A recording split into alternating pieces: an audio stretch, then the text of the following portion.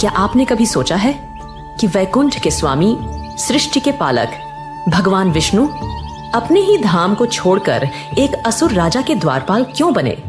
ये कहानी सिर्फ एक अवतार की नहीं, ये कहानी है एक वचन की, एक छल की और उस भक्ति की जिसने स्वयं भगवान को भी एक बंधन में बांध लिया था।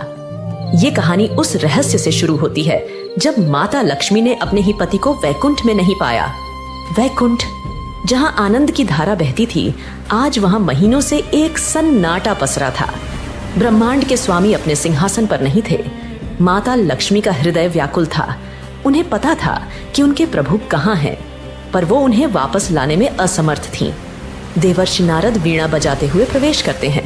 नारायण नारायण माते, आपके मुख पर ये चिंता की लकीरें। त्रिलोक में सब कुशल तो है, प्रभु कहाँ हैं? प्रणाम देवर्षि। क्या कुशल कहूँ, जिनके होने से ही सब कुशल होता है, वही यहाँ नहीं है। मेरे स्वामी, मेरे नारायण पाताल लोक में है। पाताल लोक में? पर क्यों माते? वहाँ तो असुर सम्राट बलि का शासन है। प्रभु वहाँ क्या कर रहे हैं? वही तो मेरे दुख का कारण है नारद। वो राजा बलि के द्वारपाल बने हुए हैं। क्या? ये तो असंभव है। देवों के रक्षक एक असुर के प्रहरी? ये कैसे हुआ माते? इस अनहोनी के पीछे की कथा क्या है? ये कथा शुरू होती है एक भक्त के अहंकार से, एक गुरु की चालाकी से और मेरे प्रभु के एक छल से। लेकिन क्या आप जानते हैं कि इस छल में एक ऐसी वस्तु का प्रयोग हुआ था जो शुक्राचार्य की सबसे बड़ी गलती बन गई? वो वस्तु क्या थी? इसका जवाब हम वीडियो के अंत में आपसे पूछेंगे, तो कहानी को ध्यान से देखिएगा। ये कहानी उस समय की है जब धरती पर एक ऐसा राजा था जिसके दान के चर्चे देवलोक तक में थे।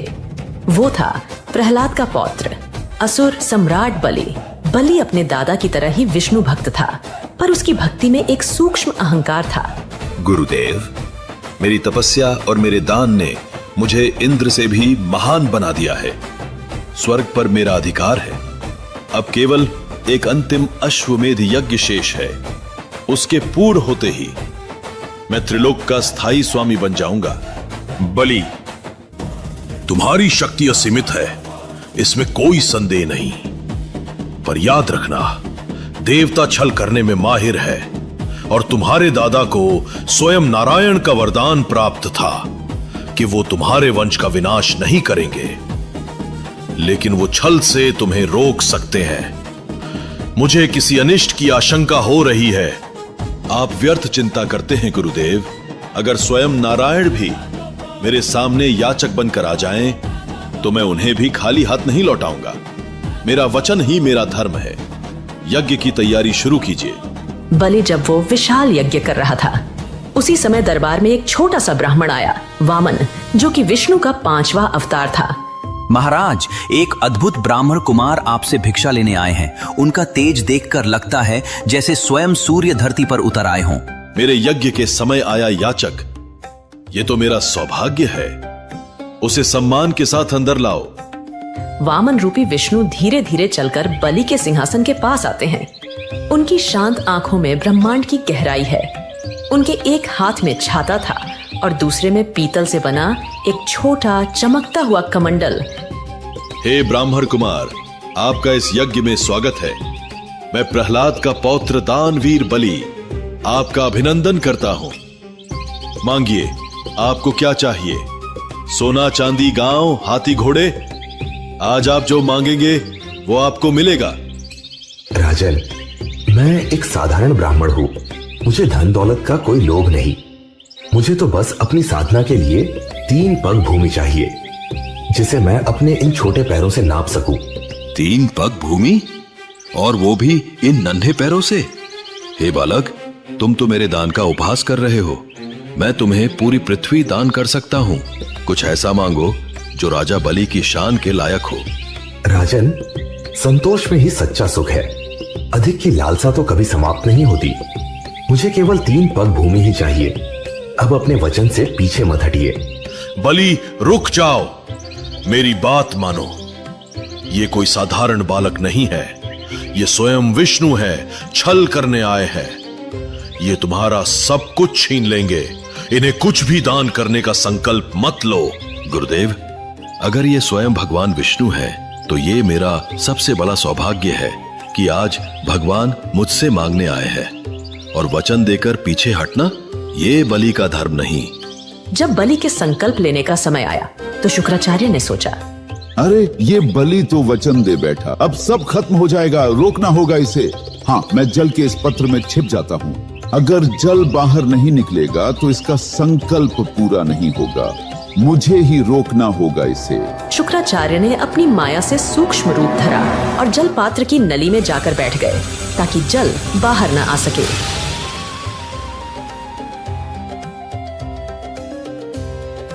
अरे, जल क्यों नहीं निकल रहा? वामन सब समझ रहे थे। तभी वामन मुस्कुराए और उन्होंने सूखी नुकीली कुश घास का एक तिनका उठाया और मुस्कुराते हुए उसे पात्र की नली में डाल दिया। कुशा की नोक सीधे शुक्राचार्य की एक आंख में जा लगी। वो पीड़ा से छटपटाते हुए बाहर निकले। उनकी एक आंख हमेशा के लिए नष्ट हो गई थी। इसके बाद बलि ने अपना संकल्प पूरा किया और जैसे ही ये शब्द उसके मुख से निकले, इतिहास ने एक नया मोड़ लिया। उस छोटे से ब्राह्मण बालक का शरीर अब पूरे ब्रह्मांड में फैल रहा था। वो वामन नहीं, अब त्रिविक्रम थे। उन्होंने अपना पहला कदम उठाया और एक ही पग में समस्त भूलोक नप गया। उन्होंने अपना दूसरा कदम उठाया और दूसरे पग में संपूर्ण देवलोक और ब्रह्मलोक तक नप गया। विराट भगवान विष्णु बलि की ओर देखते हैं। बलि, तुम्हारे दान के अनुसार 2 पगों में मैंने पृथ्वी और स्वर्ग नाप लिए। अब बताओ, अपना वचन पूरा करने के लिए मैं तीसरा पग कहाँ रखूं? बलि के चेहरे से अहंकार का नकाब उतर चुका था। वो घुटनों के बल बैठ गया और हाथ जोड़ लिए। प्रभु, आपने मुझसे मेरा राज्य छीना, मेरा स्वर्ग छीना, पर आप मेरी भक्ति नहीं छीन सकते। ये शरीर नश्वर है, अगर कुछ बचता है तो वो है मेरा अहंकार।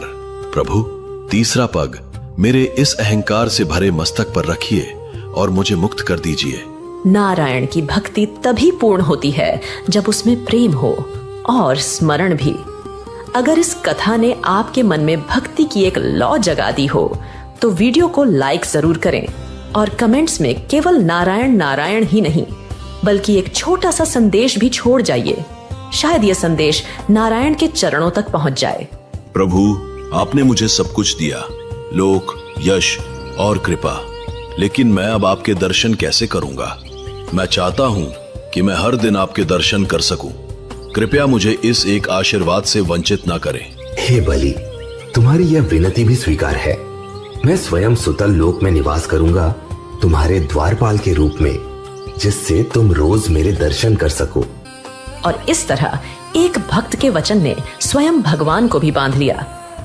तो क्या मेरे स्वामी को वापस लाने का कोई मार्ग ही नहीं है देवर्षि?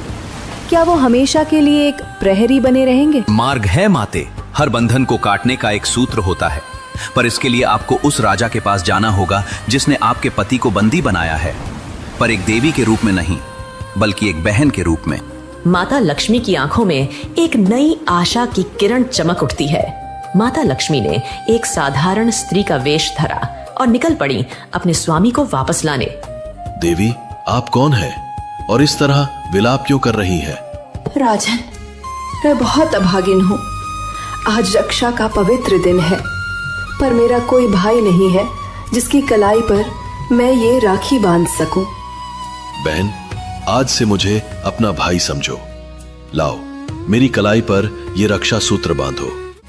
इसके पश्चात माता लक्ष्मी ने रेशम के धागों से बनी एक सुंदर राखी राजा बलि की कलाई पर बांध दी। बहन, मांगो, उपहार में क्या चाहिए? मैं तुम्हारी हर परेशानी दूर करूंगा। भैया, मुझे मेरा पति लौटा दीजिए। ये कैसी लीला है प्रभु, जिनके मैं पाताल के द्वार पर प्रतिदिन दर्शन करता हूं, जिन्हें एक भक्त की तरह निहारता हूं। आज उन्हीं के लिए एक बहन बनकर आप मेरे समक्ष खड़ी हैं। मेरा धर्म क्या कहता है? एक भक्त का समर्पण या एक भाई का वचन? एक पल की खामोशी के बाद बलि के चेहरे पर एक शांत मुस्कान आती है और वो हाथ जोड़ लेते हैं। नहीं, राजा बलि हार सकता है, पर एक भाई नहीं। माते, आपने मुझे भाई बनाकर धन्य कर दिया। आपका पति आपका है, आप प्रभु को अपने साथ ले जा सकती हैं। राजा बलि, आज श्रावण मास की ये पूर्णिमा इतिहास में रक्षाबंधन के नाम से जानी जाएगी। ये त्योहार भाई बहन के पवित्र प्रेम और वचन का प्रतीक बनेगा। तो दोस्तों, आपने पूरी कहानी सुनी। अब समय है आपकी याददाश्त को परखने का। देखते हैं कितने लोगों ने ध्यान से सुना। प्रश्न: शुक्राचार्य को अंधा करने के लिए भगवान वामन ने जल पात्र में किस वस्तु का प्रयोग किया था? ए, अपनी उंगली। बी, एक पत्थर। सी, कुछ घास का तिनका। डी, एक स्वर्ण शलाका। सही उत्तर नीचे कमेंट करें और बनिए क्विज चैंपियन। हो सकता है अगली कथा में लिया जाए आपका नाम। जैसे हनुमान जी राम जी की मदद करते थे, वैसे ही आप भी हमारी मदद कर सकते हो। अगर आप चाहते हो कि हम हिंदू धर्म की प्यारी परंपरा और कहानियों को और भी लोगों तक पहुंचाए, तो बस 29 रुपए महीने के देकर हमारे साथी बन जाओ। आपकी सहायता से हम और भी अच्छी एनिमेशन वीडियो बनाएंगे। ज्वाइन करें और निश्चित करें कि आपका सहयोग सही दिशा में धर्म का प्रचार कर रहा है।